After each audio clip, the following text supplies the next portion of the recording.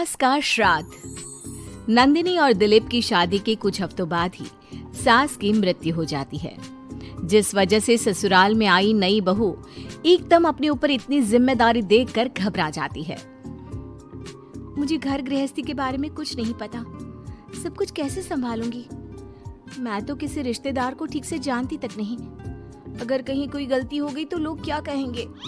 नंदिनी, तुम बेमतलब इतना टेंशन ले रही हो। घर में हम दोनों के अलावा कोई है नहीं। जैसा भी काम करो कोई जज करने वाला नहीं है। रही बात रिश्तेदारों की तो उन्हें मैं संभाल लूंगा।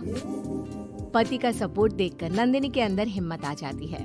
अब दोनों मिलकर एक दूसरे को संभालते हुए आगे बढ़ने लगते हैं। इसी तरह 1 साल बीत जाता है और श्राद्ध के दिन शुरू होते हैं। नंदिनी के पास सास की बहन का फोन आता है। बहू, पता है ना, श्राद्ध शुरू हो गए। जी मौसी जी, मुझे पता है। तो फिर सास का पहला श्राद्ध कब करोगे? पंडित जी से बात की? कोई तैयारी की? मौसी जी, मैं कल ना पंडित जी के पास चली जाऊंगी। ठीक है, बात करके सब अच्छे से तैयारी करना। हाँ, किसी भी रीति रिवाज में कमी नहीं रहनी चाहिए। नंदिनी मौसी सास की बात पर तो हाँ बोलकर फोन काट देती है, लेकिन फिर रीति रिवाज और श्राद्ध के बारे में कुछ पता ना होने की वजह से दोबारा टेंशन में आ जाती है। शाम को दिलीप के घर वापस आते ही उस पर अपने सवालों की बारिश शुरू कर देती है। आज मौसी जी ने फोन करके मम्मी के श्राद्ध के बारे में बोला। हाँ, मुझे याद है। तुम पंडित जी से बात कराओ, बाकी फिर वैसे ही तैयारी कर लेंगे। वो तो मुझे पता है, लेकिन मौसी जी ने साथ में रीति रिवाज के बारे में भी बोला, और इस घर के किसी भी रिवाज के बारे में मुझे कुछ भी नहीं पता। देखो, इतना सोचने की जगह जैसा पंडित जी बोले वैसा कर लो, सब सही होगा। अगले दिन दिलीप के ऑफिस जाते ही नंदिनी घर के बाकी सब काम छोड़ पंडित जी के पास जाती है, जो उसे श्राद्ध करने की तारीख के साथ क्या और कैसे करना है सब कुछ अच्छे से समझा देते हैं। घर वापस आते ही नंदिनी मौसी सास को फोन करती है। मौसी जी, 2 दिन बाद मम्मी का श्राद्ध रखा है। ठीक है, आ जाऊंगी। और पहला श्राद्ध है, इसलिए पूरे परिवार को बता देना। सब साथ में पूजा करेंगे तो दीदी को अच्छा लगेगा। मौसी के कहे मुताबिक नंदिनी सबको इन्फॉर्म कर पूजा की तैयारियों में लग जाती है। 2 दिन बाद पूरा परिवार उनके घर इकट्ठा होता है और देखते ही देखते सबके बीच गृह युद्ध शुरू हो जाता है, जिससे नंदिनी और दिलीप की परेशानी कम होने की जगह बढ़ जाती है। तुमने तो बोला था कि परिवार इकट्ठा होगा, सबके साथ काम कैसे निपट जाएगा पता भी नहीं चलेगा। यहाँ तो मुझे ऐसा कुछ होता नहीं दिख रहा। हाँ, क्योंकि हमें ज्यादा कुछ पता नहीं और परिवार तो यहाँ आ चुका है, इसलिए जो भी है अब इनके वापस जाने तक तो हमें सहना ही पड़ेगा। रही बात काम की तो मैं हूँ ना। तुम ना बस परिवार संभाल लो, काम मैं देख लेती हूँ। दिलीप परिवार वालों की गुत्थम गुत्थी और मामला संभालते हुए सबको शांत करता है, जिसके बाद सब पूजा करने बैठते हैं। बोलो भला, श्राद्ध वाले दिन इंसान की पसंद का खाना बनता है और भाभी को खीर जान से ज्यादा पसंद थी, पर बहू तुमने तो वो बनाई ही नहीं। वो एक्चुअली मुझे खीर बनानी नहीं आती, कुछ खराब हो जाता तो बहुत नुकसान होता, इसलिए नहीं बनाई, लेकिन बाजार से मंगवाई है, कुछ देर में आ जाएगी। ऐसी तो आजकल की लड़कियां हैं जिन्हें सास की खुशी से ज्यादा नुकसान की चिंता है, जो खीर तक बाजार से मंगवाती है। मौसी जी, मम्मी की खुशी को याद रखते हुए नंदिनी ने खीर का ऑर्डर उनकी पसंदीदा मिठाई की दुकान पर दिया है। अरे बनाएगी नहीं तो सीखेगी कैसे? माफ करना मौसी जी, लेकिन आज पूरे परिवार का खाना बना है और ऐसे में प्रैक्टिस के चलते मैं इतने सारे लोगों के लिए खीर बनाती और अगर जरा भी गड़बड़ हो जाती तो बहुत खाने का नुकसान होता ना, जो अच्छा नहीं होता।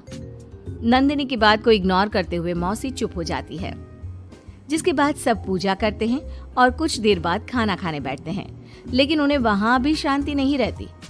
वो कभी खाने में कमी निकालना तो कभी किसी चीज की फरमाइश करना शुरू कर देते हैं। आखिर ये लोग माँ के श्राद्ध की पूजा के लिए आए हैं या बस ये गलत है, ये वैसा क्यों है, ये ऐसा क्यों नहीं, ये चाहिए, वो अच्छा नहीं, ये सब बोलने के लिए? मुझे तो समझ में नहीं आ रहा, यहाँ श्राद्ध की पूजा हो रही है या इनकी पार्टी। जिस हिसाब से कमियां निकाल कर भी उंगलियां चाट चाट कर खा रहे हैं ना, उनकी तो पार्टी ही लग रही है। बस भगवान करे अब और कोई ड्रामा ना हो। दोनों पति पत्नी इसी उम्मीद के साथ मेहमानों को खाना परोसते रहते हैं। कुछ देर बाद ही मौसी सास का चिल्लाना शुरू हो जाता है। हे भगवान, सब इधर आओ, ये देखो, दीदी की तस्वीर के आगे रखी पूजा की पूड़ी पर चींटियां घूम रही है।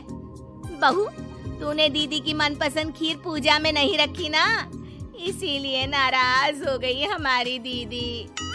मौसी, आप सबके मन में इस तरह के अंधविश्वास मत भरो। अरे उन्होंने कुछ गलत नहीं बोला। पहले तेरी पत्नी ने घर आते ही हमारी भाभी को ऊपर पहुंचा दिया और अब उनकी आत्मा को भी शांति से नहीं रहने दे रही।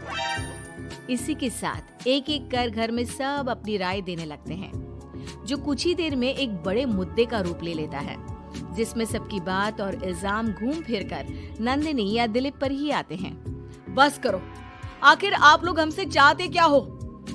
खुद तो एक दिन भी लड़ाई किए या किसी पर इल्जाम लगाए बिना रह नहीं सकते, तो फिर किस हक से दूसरों को बुरा बोल रहे हो? वो बेचारी जिस दिन से इस घर में आई है सबको खुश करने की कोशिश करती रहती है, लेकिन आप सब उसे टारगेट करने के अलावा कुछ नहीं करते। मौसी जी, आप इतने विश्वास के साथ कैसे कह सकती हैं कि मम्मी नंदिनी से ही गुस्सा है, क्योंकि अभी आप लोगों की हरकतें भी कोई प्यार करने के लायक नहीं है। दिलीप को पहली बार इतने गुस्से में और चिल्लाते देख मौसी के साथ पूरा परिवार चुप हो जाता है। आप लोगों को मुझे जो बोलना है बोलिए, फर्क नहीं पड़ता, लेकिन प्लीज मम्मी के लिए मेरे या दिलीप के प्यार पर उंगली मत उठाइए। माफ करना पर यकीन नहीं होता, एक ही परिवार में लोगों के बीच इतनी कड़वाहट कैसे हो सकती है? सब एक दूसरे को नीचा दिखाने का मौका ढूंढते रहते हैं, सबको दूसरों में कमियां निकालनी है। क्यों? रही बात चींटियों की, तो बस वो तो पूड़ी पर रखी चीनी ले जा रही हैं। आखिर उन्हें भी तो अपने खाने का इंतजाम करना है। नंदिनी और दिलीप की बातें सुन परिवार में सन्नाटा छा जाता है।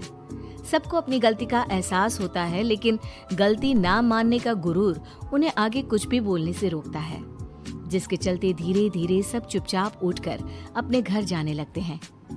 अरे सारे कहाँ उठकर चल दिए? बेशर्मो, अब भी तुम्हारे अंदर इतनी शर्म नहीं आई कि एक सॉरी बोल दो? हमने बहू को न जाने कितना परेशान किया, फिर भी उसने पलट कर किसी को कुछ नहीं बोला। नंदिनी, हमें माफ करना, इस साल तो हमारी वजह से सब खराब हो गया, पर वादा करती हूँ अगले साल सब इस परिवार का नया रूप देखेंगे। फिर मैं भी वादा करती हूँ कि अगले साल सबको अपने हाथ की बनाई बढ़िया खीर खिलाऊंगी।